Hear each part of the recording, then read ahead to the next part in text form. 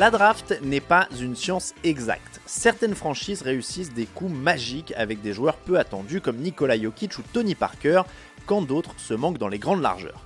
Mais à une époque, le hasard ne prenait pas seulement la forme d'un choix plus ou moins bien renseigné.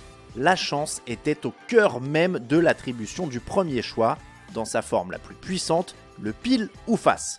Une chance sur deux de faire basculer le destin d'une franchise. C'est ce qui est arrivé en 1969. Cette année-là, deux équipes sont réunies autour d'une pièce pour un des plus grands joueurs de l'histoire, Kareem Abdul-Jabbar.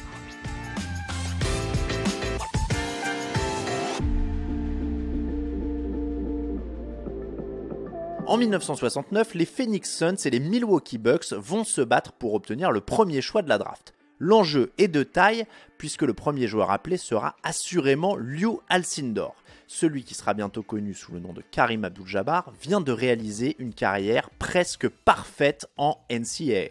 Jugez plutôt, 88 victoires pour 2 défaites, 26,4 points et 15,5 rebonds de moyenne, surtout 3 titres universitaires à la suite en 1967, 68 et 69. Le système de l'époque est simple. Les équipes ayant terminé dernière des 2 divisions qui constituaient la NBA se disputent le premier choix. Pour leur première saison dans la ligue, les Milwaukee Bucks n'ont remporté que 27 matchs. Ils terminent derniers à l'Est. Les Phoenix Suns, eux aussi pour leur première année en NBA, ont fait pire, seulement 16 succès et une dernière place à l'Ouest. Comment les départager ? Eh bien par un pile ou face. De 1966 à 1984, c'était la solution à la fois simple et cruelle utilisée par la NBA. Avant cet événement, Jerry Colangelo, le manager des Suns à l'époque, a une idée originale, faire participer les fans de la franchise. Ce sont eux qui vont décider si les Suns devront miser sur pile ou sur face. Le dirigeant de l'Arizona fait lancer un vote dans la presse locale. Résultat, 51,2% des votants choisissent face. Colangelo appelle la NBA pour demander si sa franchise pourra choisir face lors du grand jour. Si Milwaukee accepte, la ligue n'y voit pas d'objection. Et Milwaukee accepte.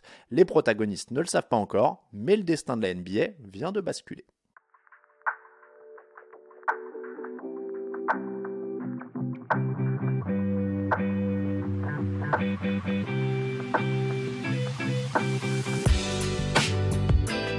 Le 19 mars 1969 à New York, les dés sont jetés, ou plutôt la pièce de 50 cents est jetée en l'air par le patron de la ligue, J. Walter Kennedy. Elle retombe sur sa main droite, sur le côté face. Les Suns ont gagné ? Sauf que, on le sait, ce sont bien les Bucks qui ont finalement eu ce premier choix. Mais alors que s'est-il passé ?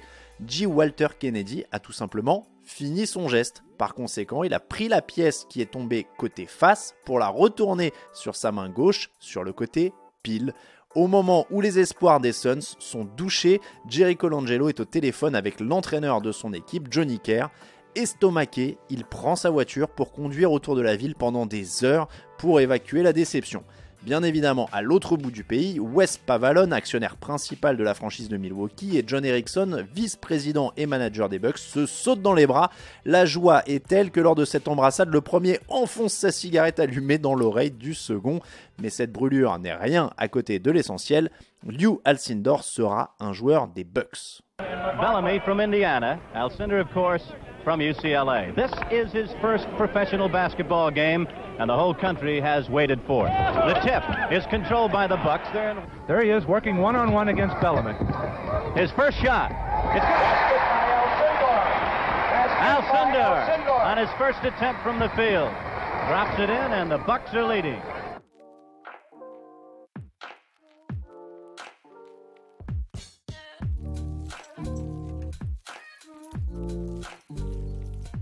Le bonheur de la franchise le jour du tirage au sort sera pleinement justifié. Pour son premier match NBA, Lew Alcindor rend une fiche statistique assez folle, 29 points, 12 rebonds, 6 passes décisives, 4 interceptions et 3 contres. La suite de l'histoire est connue, à peine 2 ans plus tard, en 1971, les Bucks sont champions NBA avec un Kareem Abdul-Jabbar élu MVP des finales. La franchise retrouve encore les finales en 1974 face à Boston, mais elle s'incline. Finalement, après 6 saisons, Kareem file chez les Lakers en 1975. Il laisse derrière lui un titre et des années fastes, les meilleures de la franchise jusqu'à très récemment, car Milwaukee devra attendre l'arrivée de Giannis Antetokounmpo pour connaître à nouveau l'ivresse du titre en 2021.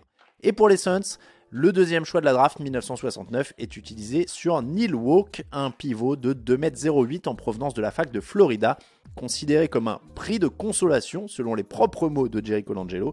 Il reste 5 saisons dans l'Arizona pour 14,7 points et 8,9 rebonds de moyenne, un bilan correct pour un joueur normal. Le problème, c'est que l'enjeu du pile ou face de 1969 était tout sauf un joueur normal.